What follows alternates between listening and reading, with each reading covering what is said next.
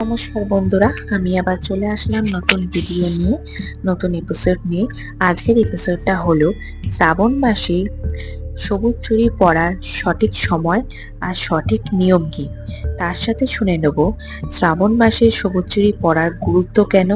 তার সাথে শুনবো শ্রাবণ মাসে কোন দিন সবুজ চুড়ি কেনা উচিত।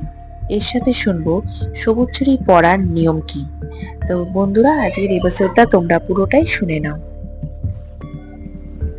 শ্রাবণে 16 শৃঙ্গারের মধ্যে চুড়ি পরাকেই শুভ বলে মনে করা হয়। সবুজ চুড়ি সৌভাগ্যের প্রতীক হিসেবে বিবেচিত হয় এবং এই রংটি দেবী পার্বতী অত্যন্ত প্রিয়। শ্রাবণ মাস হলো ভগবান শিবের পূজন মাস।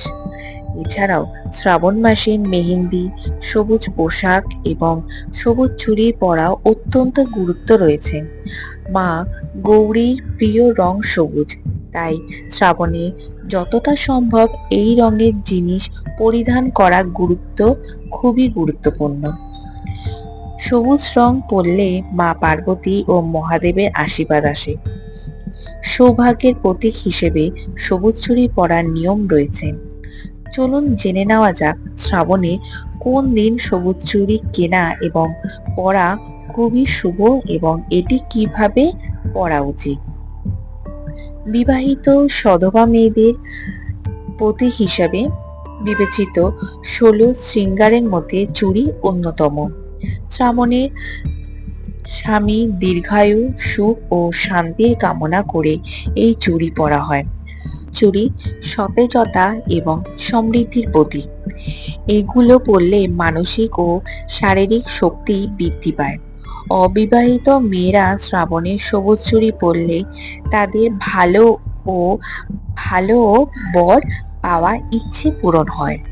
সবুজ চুড়ি পরলে বৈবাহিক সম্পর্কে ভালোবাসা ও সম্প্রীতি বৃদ্ধি পায়। শ্রাবণ মাসে প্রতিটি শিবের আশীর্বাদ বর্ষিত হয় এবং এই মাসে যে কোনো দিন সবুজ চুড়ি পরা যেতে পারে।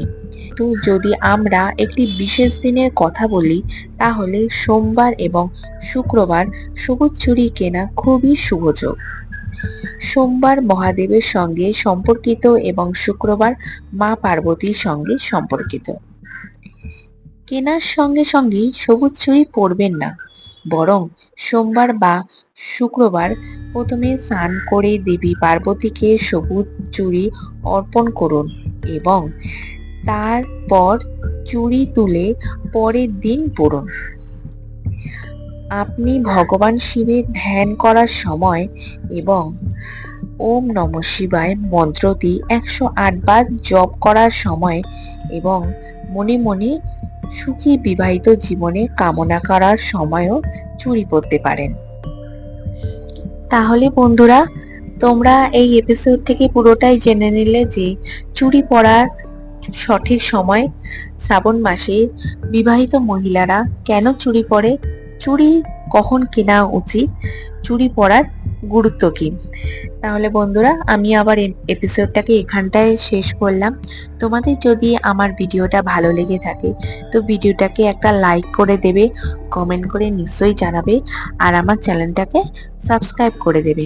সাবস্ক্রাইবে থাকা পাশে বেল আইকনটা প্রেস করে দিলে তোমাদের নোটিফিকেশনগুলো চলে যাবে, তোমরা সেই ভিডিওগুলো দেখতে পারবে। আমি আমার ভিডিওটাকে এখানটায় এন্ড করছি।